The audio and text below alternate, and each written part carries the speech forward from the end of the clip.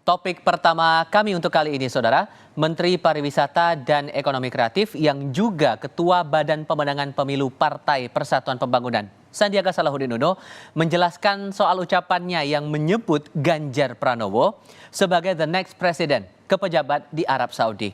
Menurut Sandi, ucapan itu merupakan doa usai dirinya menjalankan ibadah haji di Tanah Suci.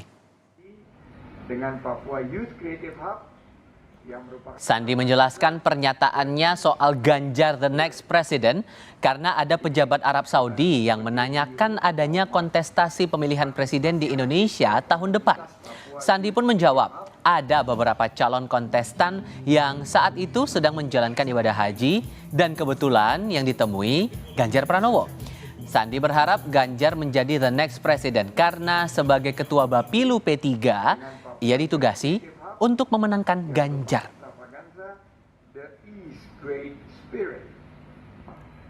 Kalau saya, karena saya ini sekarang sebagai ketua Bapilu P3, itu tugas saya.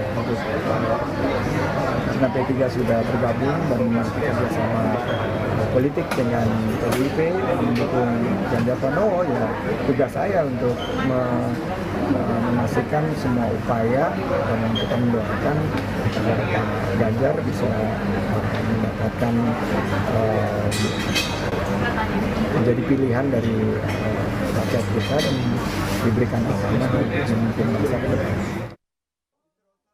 The one I mentioned to you. Inshallah the next president.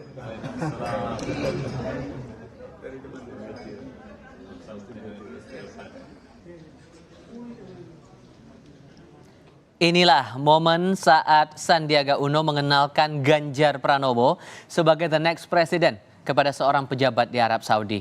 Momen itu terjadi selepas Sandi bertemu dengan Ganjar di Bandar Udara King Abdul Aziz Jeddah, Arab Saudi selepas menunaikan ibadah haji. Pada kesempatan itulah Sandi memperkenalkan kepada seorang pejabat Arab Saudi dengan menyebut Ganjar sebagai the next president.